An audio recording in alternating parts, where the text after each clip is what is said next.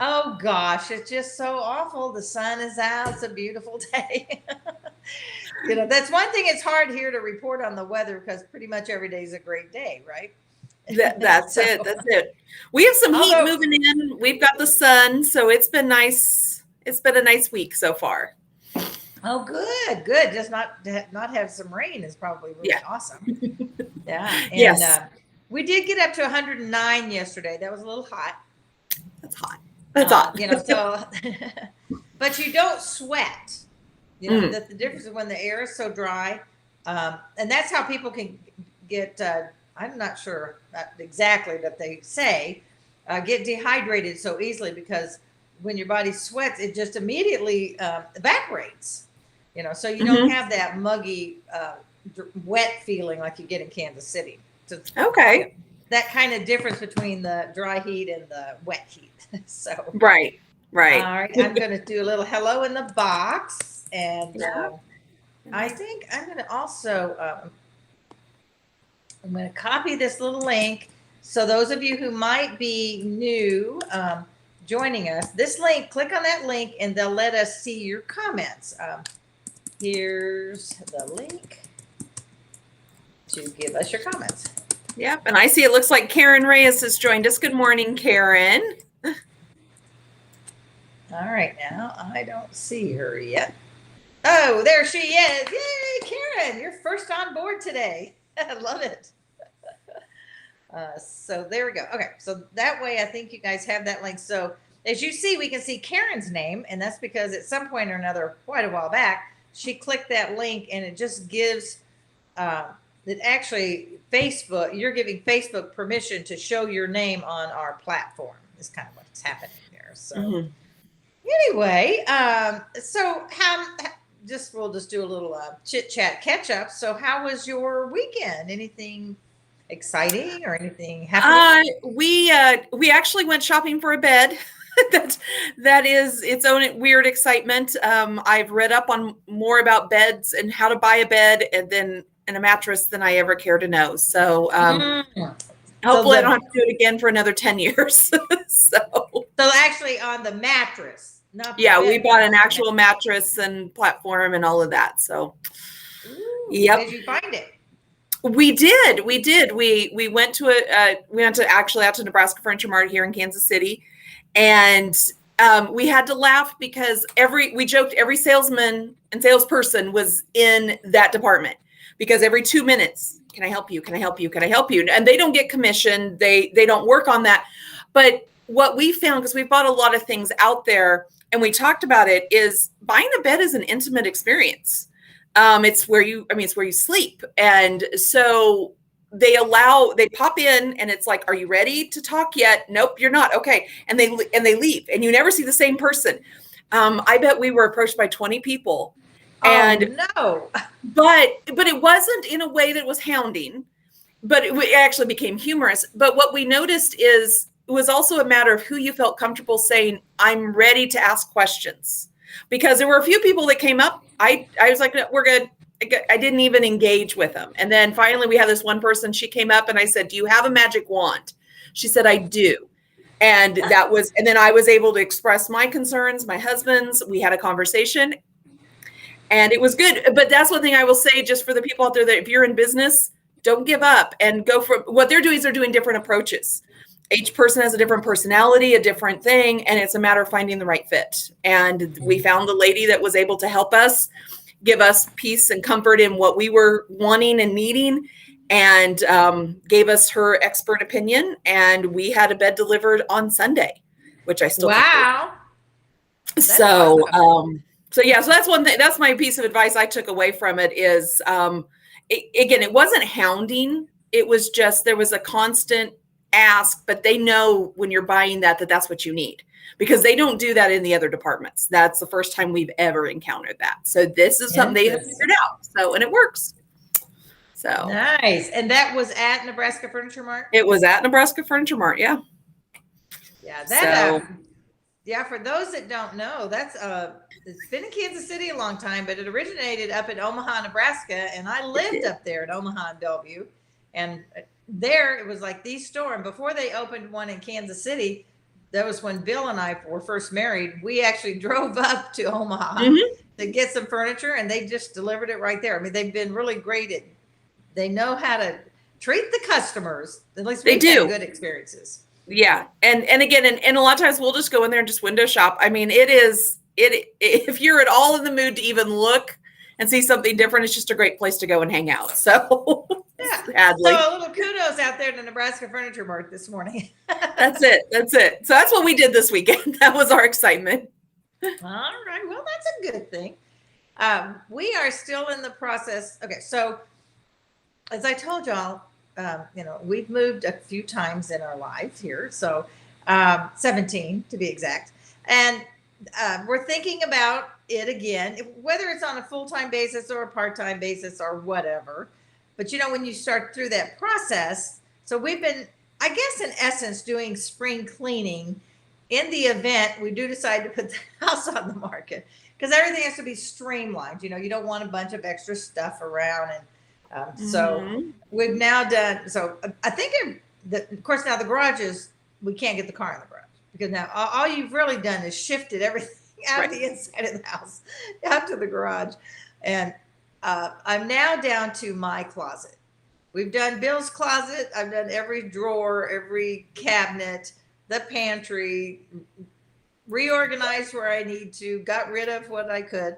And this is just the first layer, because depending on where we decide what we're doing, it may be, when it comes to the packing, it'll be a different thing. Because right now, we've combined, we've had like 2 households a lot. If you recall, when Bill was working in Kansas City, he had the apartment there. So we had our house here. And when we were in Kansas City living full time, we first then had my dad's condo here, and then got a house. So we've kind of, so we have supplied 2 households. So I don't want to get rid of it yet, just in case we do that again. I don't want to have to go rebuy stuff. Oh my gosh, it's crazy. But my closet is the last place, and that's going to be a several day thing, because I want to. I've got stacks for Dress for Success, and then we've got stuff that goes to Goodwill that I really want to do a good cleansing. My sister's great. This is not our topic for the morning, but it's just what I'm talking about. I'm sorry. But she's really great. If she hasn't worn something in a year, Jennifer, what? I lost you. Are you there? I can hear you, but I don't see you. Well, I'm glad I can hear you. Hey, okay. Karen and Grace, could you, okay, she's back. Did she disappear on you too? I always wonder what's happening on the other, when you guys, what you can see. You're back. I'm back. Crazy. That was weird. Yeah. So anyway, getting the stuff for Dress for Success. And, that is such a great nonprofit, what they do. And I don't know, it changed a lot during pandemic. They didn't take stuff, but they're now back and they're doing it 2 days a week. You have to make an appointment. But we took some stuff about a month ago, and I didn't know the rules, but everything has to be clean, of course, but everything on a hanger. So you have to have everything hanging and everything separated when you get there, and then you put it in the stuff. It's like, okay, but I had taken everything off of the hangers, and my hangers I didn't want to give away anyway. So Bill went to Walmart to get wire hangers because we just didn't have any regular plain old giveaway kind of hangers. So anyway, if you're doing your spring cleaning and you have things that could help women who've been in many cases abused, all kinds of, they come from different shelters, different things that are now trying to get back out into the workforce. And this is one that we've supported both in Kansas City and our Fun Fearless Female in both cities. So as you clean things out, don't take them off the hangers or switch them to a hanger you want to give away, one of those wire hangers, and donate those things to Dress for Success, because they really do a great job for people. Yep, exactly. Yeah, yes. Grace said, yes, you were gone with them too, and then now you're back. Okay, good. All right, so Jennifer. Yes, ma'am. You posted a story yesterday, and it was so touching. And I'd like you to share that story and just kind of how it made you feel and stuff. And then um, I posted this morning, so some of y'all may not have seen it yet. We're going to talk about the scripture, and it's actually in Luke 19. The actual verse is 26, but there's a story with that of where, when Jesus is telling the story. And basically, how I always heard it growing up was, to whom much is given, much is required. It's like, okay, so really, what does that mean? And I'll tell you, in growing up, I always thought it had to do with money. I mean, for some reason, it was just always in my mind. If you have a lot of money, you should share it. Basically, much is required. So if you have a lot, you should give a lot. That kind of thing. So I want you to hear Jennifer's story, and then we're going to kind of talk about how that relates to this scripture and maybe some other thoughts. So go for it, Jen. Okay, so this actually happened to me 9 years ago here in Kansas City, out in Independence. I had a job where I was traveling and went store to store and different tasks like that. And I was walking up to a Target in Independence, and this elderly lady was there who was very confused. And she just was very lost. And it would have been very easy for me to keep on walking, go on in. I was on the clock. I had a job to do. But I stopped and I asked her if I could help her. And she said she couldn't remember where she parked. And I thought, oh, this will be easy. So I just start walking with her, and we're looking for her car. And as we're walking and talking, I'm realizing she is very confused and it should probably not be driving. And so as I'm processing and listening to her talk and what have you, we're getting closer and closer. We finally find her car, and it just weighs on my heart. I cannot let her get in that car and drive. She couldn't tell me exactly where she lived, as in not her address, but I only live a mile away. Wait, no, I think it's more like 10 or 14 miles. We went to just all these extremes that she was very confused. So in the moment, I just said, how about I drive you home? And without hesitation, she handed me her car keys, which also gives some warning signs.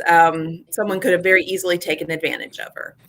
So I took her car keys, asked her to get in the passenger seat, and I went and put my stuff in my car, because I didn't want my computer and such in her car. And I called the police, and I just asked for an officer to come and help me assess the situation. I was very, very concerned. So I sit in the driver's seat and I start stalling. I'm like, oh gosh, tell me about this. And I'm trying to come up with any reason, because I don't want to be accused of kidnapping her or stealing her car or anything. If I drove away, I didn't know, even if I drove around the parking lot, if I could get in trouble. And I didn't want that, but I needed her to stay safe until the officer got there.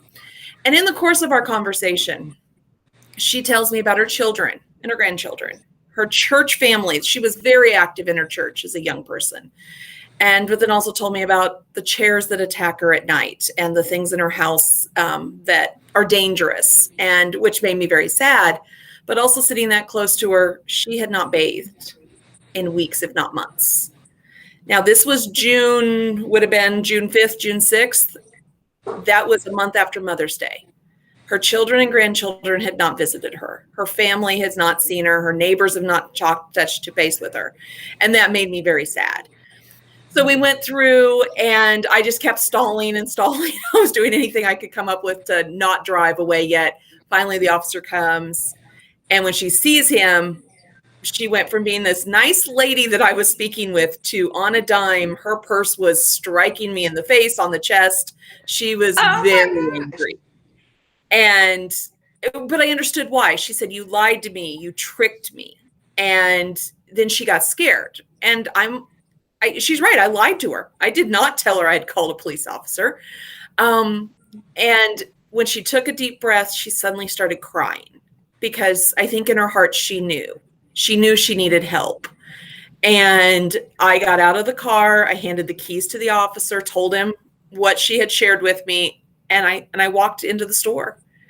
I called my boss. I told him I had already taken an extra 30 minutes on a lunch break that I needed him to adjust a timesheet for, and that I would be taking another 30 minutes, because I sat and cried. I sat in the Target bathroom and just cried, because it broke my heart that this woman, again, was very active. From what she shared with me, I believe that was all very truthful, and that she did not know it did not have anyone who reached out to her.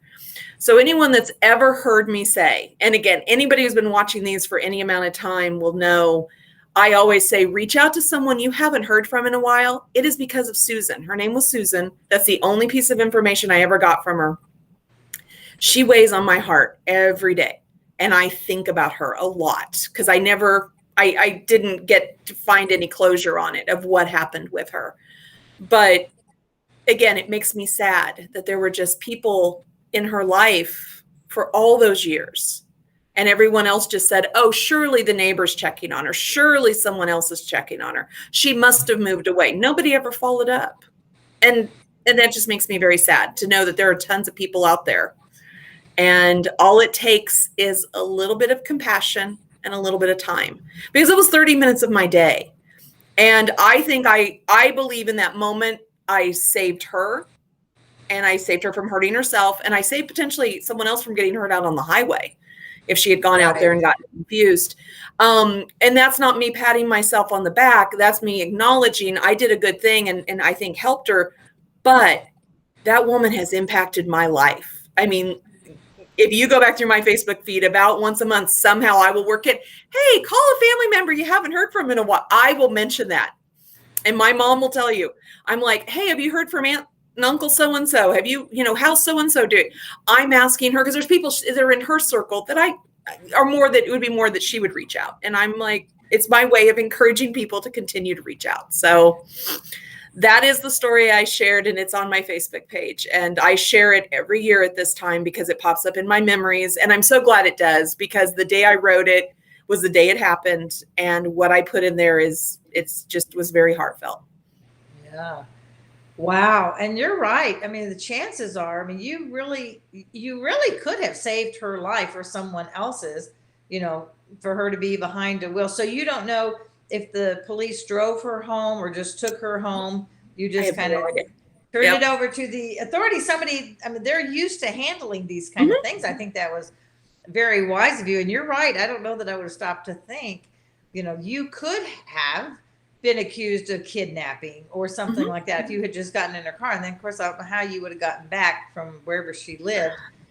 Yeah, that was never my intent, was to ever drive her home. I wasn't going to put myself, but my thought was if I couldn't stall much longer, I was going to at least have to start driving around the parking lot and go, oh gosh, I got to go get something else out of my car. Let me snake through. I was stalling. I was telling her about anybody I had ever met. I was coming up with anything I could throw at her just to distract her, to give that officer time. And when I called 911, I just said, this is a wellness check.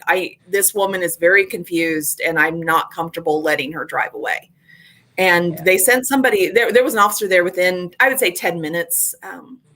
But still well, that is great. And the thing is, I think you're so right. And yes, I've heard you talk about that all the time, about reach out to someone. It's kind of nice to know where that came from. It's like, okay, that really makes a lot of sense, because we don't know. And also to be aware of the things around you. How can God use you? God used you that way for that lady. You were his hands and his feet. You were there representing him. And I think, so I'm going to go back over to that scripture that I was talking about, which again was Luke 19:26, if I can read that here. Just have to turn my iPad back on so I can double check that I remember that.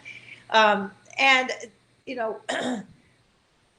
how we can reach out and make a difference. And when that scripture that says, and I tried to find the translation that actually says, to whom much is given, much is required, in those words, because that is how I have always heard it. Well, and I think it's because John F. Kennedy actually used that. That was his interpretation of that scripture. That's in the speech that JFK gave. And that's because I was like you, I was like going, I've heard it this way also. And so I did a little research, and I think that was his secular way of bringing it forward in one of his speeches. Interesting. And that makes so much sense, because I really did like Kennedy. Of course, that was when I was in junior high. he was probably the first president I ever realized what is a president, Mhm. you know, Oh, yeah. that you pay attention to. And very motivational. I mean, again, take Yeah. politics out of a lot of things and just look at speeches and the things that are said. There's some great words out there. Oh, yeah, yeah, yeah. In the NIV, it says, and to those who use well what they are given, even more will be given. I love that. To those who use well what they've given, even more will be given. But from those who do nothing, even what little they have will be taken away. And I think that's something to, I've thought of this a lot through the years with my voice. I just always, that's been my heart, my joy of my heart is to sing.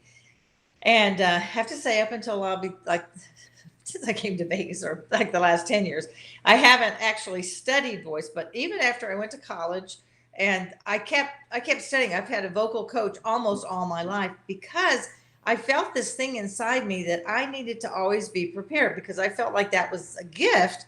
And since it was given to me, I needed to share it as much as I could. And if I didn't, not that I thought God was going to take it away, but it's actually one of those truths. If you don't use it, you lose it, kind of thing.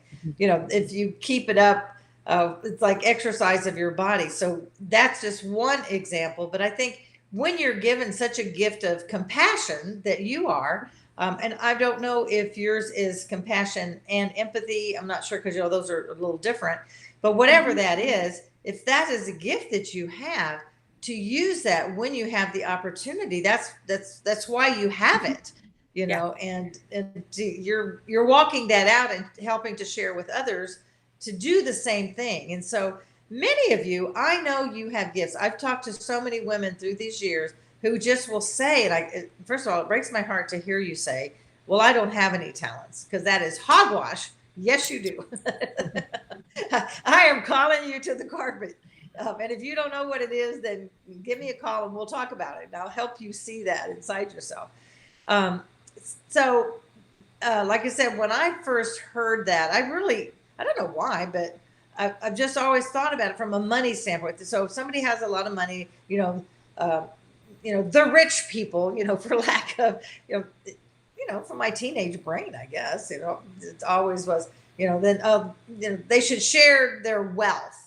But it even more so, I think it's about the talents and the gifts that we're born with, that God's given us. And sometimes it's the ones we've developed as we've gone along. And then are we being available to use those gifts? Because if we don't, then what a waste. What a shame to not share those with the world. I have this sweet little friend. I think I've talked about her before. And if her husband Fred used to watch our shows, and more so than Nikki did. I don't know why, but anyway, they are now, I think Fred is 97 and Mickey is 92. And I love them. And she's like my soul sister. She's such a sweet lady. She gets every week, goes to the beauty salon to get her hair done. And she has her makeup on every day and her lipstick on. I mean, and that is how, many of us, but particularly the generation before us, very much were to take care of yourselves and all this. Well, they're now, they've suffered through some things, and they're in a assisted living place right now. We just saw them recently, and Fred, and there's a reason I'm saying this, so I just have to explain the story. So we were over visiting them, and Mickey and I were having a conversation, and because Fred is actually in bed, he is bed bound, but she isn't. She's in a wheelchair, and she can get out, and she can go down to the dining room for dinner or for a meal, but she hasn't. They've been there since January, and because she is Miss Socialite. I mean, she used to work for Hallmark. She wrote cards for Hallmark. She's like, has this great background of things that she's done. And I told her the other day, because I knew her hesitancy and she just didn't want to go by herself. So we went to the dining room together and had lunch, and I'm going to go back and we're going to do that again. But I told her it from true sincerity of my heart. I said, Mickey, your beautiful personality. She is this social butterfly, and she's so friendly and positive. And I said, do it for them because they need what you have to offer. And she's, oh, and I said, Mickey, you know it's true. I said, look at what you've done your whole life. You make people feel better just being around you. So just go to lunch or to dinner or whichever, pick one, and just be there and make that difference to other people because she really that is really the truth. But because of the hard years she's had and her husband being in bed, and she just hadn't wanted to venture out by herself. That their facility that they were in prior to this was a real active seniors place, and she played bridge every week, and she played bingo, and they had a movie theater, so she was active in all those things. She had friends. She was making friends. She could have been the Miss Congeniality of that place. So it's never too late. My point. Yeah. It's never too late to reach out or to be aware or to share whatever gifts you have because you do have them. And if you're wavering and you're not sure about yourself right now, because I think the pandemic has done that. I think it's made because we haven't been out, we've been shut down. And if you're used to being out and now it's kind of, you're hesitant to get back out again, pray about it or reach out. Like Jennifer's talking about, reach out to someone around you that can give you that little lift or that little encouragement that you need, or to remind you what it is about you that makes you so special. Because there is something about you. We're all different. We all have different fingerprints. Our DNA is all different. And so you have something that the world needs. God put you here for a reason, and he has a plan and a purpose. Jeremiah 29:11, if y'all recall. He has a plan and a purpose for you. And so share that. And, when it says then, I'm going to use John Kennedy's words then. I didn't realize that's where it came from. I mean, that was his secular way, because it's so much easier to remember. Use well what you've given, because the world needs you and you need the blessings, because Jennifer, look what you did for that lady. You changed her life, but now 9 years later, she is still changing your life. That's audacious. Yeah. And I do, I tear up. I think about her. She's in my prayers. Again, I don't know what has ever happened with her. But I do think about her a lot. She sits very, very much in my heart. And that day changed me. That day was a moment that I started reflecting on having my family being my number one importance. Not that they weren't important, because they were. It isn't that. It wasn't like this night and day change, but I started reprioritizing, because I never wanted to be that person that got the phone call and saying, oh gosh, something happened to your mom. Nobody's reached out to her for 3 weeks. No, that's not happening. Right. Although my mom and we joke, we probably talk a little too much, but I'm going to take it. I miss my family. Better that way than the other, right? Exactly. I'll take that check-in call every day. That's fine. But it's just important, because I've been in situations, we've all heard the news stories of someone passed away and were not found for a month later. No, I know, it's heartbreaking. That should never happen. And that's why I go to, all of us live in neighborhoods. We all live in an apartment building. Whatever your living situation is, there's that person that you used to always see out watering their flowers or whatever. When they suddenly disappeared, just reach out. And I think the pandemic has made that worse, because I think people that were already on the cusp of falling into that crack that Susan had fallen into, I'm afraid that we have a lot of people who are there now that don't know what to do. They don't know how to get out of it. And we can reach in from the outside and say, hi. Again, it's not a lot. And that's what I say when you talk about the gifts. I gave her that day the gift of my ear to listen to her stories, my brain to have knowledge of who to call to get her help. But the biggest gift I gave her was 30 minutes of my day. Yeah. And that is what it took, was 30 minutes. And again, it's made such an impact. And in doing so, I have been more focused, I think, on people that are older, that are in that need of help. I had a customer of ours that we inherited. She recently passed away, but I am so glad that for the last 6 months of her life, she was in my life, that I was part of that last page. When they took her to the hospital, she called me And she said, "Can Oh, you come see me and say goodbye? Because I don't know if I'll see you again." She oh, was 99 years old. And I grabbed my purse. I walked up the door, put up a sign, and I drove to that hospital and held her hand, and we laughed and we talked and carried on, and really thought she was actually going to make it out of the nursing home. And it turned out she didn't. I got a call from her daughter granddaughter a couple of weeks later. So, but I'm grateful. It's very sad, but I'm also grateful because, again, that woman also impacted me and made me realize, again, no one else was touching base with her. When we had that cold snap go through, she didn't have heat in her apartment. She didn't know oh, who else to call. no. She called me as her insurance person because she didn't know who else to call. It's like, no, there has Oh, to be other God. people to call. So be that person for anybody out there. Just that's my mission. I think I need to come up with a real catchy phrase. Delinda has her really good one. I don't have a catchphrase for it yet, but that is my soapbox, and I will work it into every conversation I ever have with people. I love it. Man, you got me on that. Like I said, I'm tearing up. There's a reason that once I knew what we were doing, I did not put on eye makeup, and there's a reason. So I knew it was going to be an emotional moment. Yeah, that on the one side, it's so sad that she wouldn't have somebody. Yeah. But it's so beautiful that you were there. I mean, that's really amazing. And that's the way I just look at it. My path was meant to cross theirs, and I'm okay with that. And so when I go to the grocery store and I see someone struggling, because I go to the ones where you have to bag your own groceries. I've seen ladies and men that are there using shopping bags because they charge you 7 cents for a shopping bag or whatever. They're using ones that have holes in them. I always have a couple of quarters in, and I'm like, I hand it to the cashier. I was like, give me 5 bags. And I'm like, let me help you bag this up. Let me help you. I can take 5 minutes of my day and just do a kind gesture.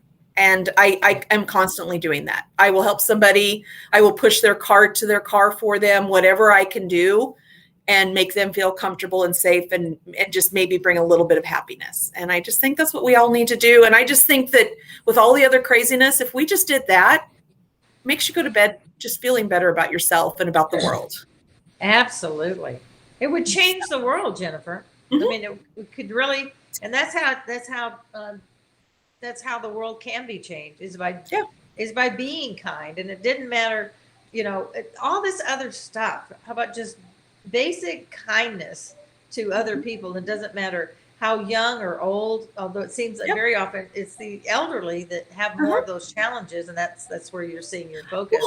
But also, it doesn't matter male or female or what color or what ethnic group. It's like just human kindness and just caring for people.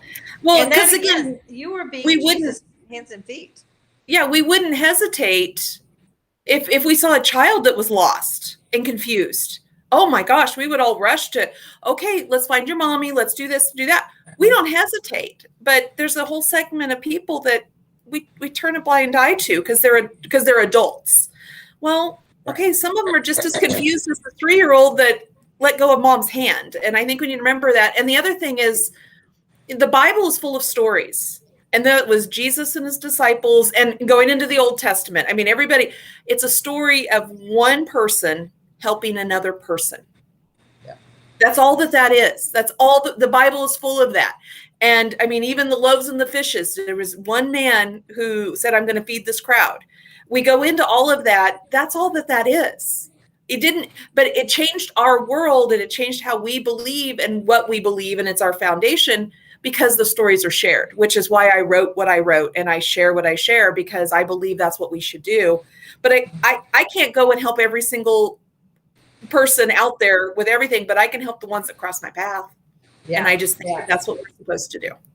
Absolutely. Absolutely. So I think that really is our challenge for the week, to open our eyes and be more aware, pay attention. How can you, in the grocery line, as Jennifer talked about, or out in the parking lot, or wherever it is you are, we each are out doing whatever it is we do. And if you're still more homebound and you're not really getting out, then I encourage you to get out and do that, because the world is opening back up and it feels so good. I love I'm watching people. I'm enjoying watching people smile, actually see their face and smile and acknowledge each other.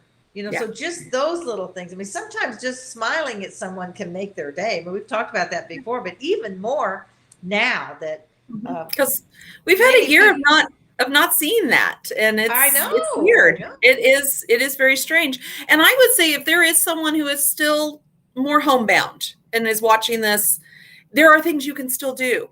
You have a phone, you can send emails, you can send texts, whatever your communication style is.